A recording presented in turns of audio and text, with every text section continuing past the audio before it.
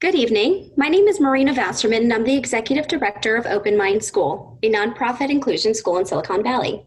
For the last 5 years, OMS has reimagined classroom delivery models where students and professionals are able to co-create the educational model and the individualized opportunities.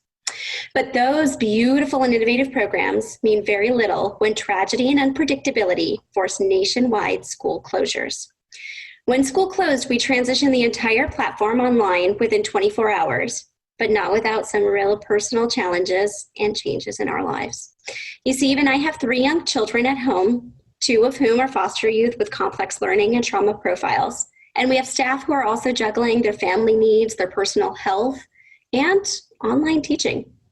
Though there were struggles to navigate the current shelter-in-place orders while also fighting for inclusion, I'm thrilled that those challenges have fueled us as a community. The irony of working to eradicate social isolation while having a legal mandate that is actually requiring people to socially distance isn't lost on me. We've really chosen to double down. There are 124,000 K-12 schools in the U.S. that are closed. That puts 55.1 million children being directly affected by each of those school closures. Now, at no other point in history has the whole world been forced to think about the role school settings and educational opportunities play in our lives at the exact same time. The COVID-19 pandemic has highlighted the many ways in which schools strengthen the absolute fabric of our community life. Schools provide meaningful opportunities for youth and really important support services for families. Often schools operate as the safety net for our most vulnerable children. The rapid closure of schools over the past few months and the remote operation of both educational and therapeutic interventions have presented tremendous challenges to families, to students, to educators, and to administrators. 7.5 million of the students affected are in special education and qualify for special ed related services.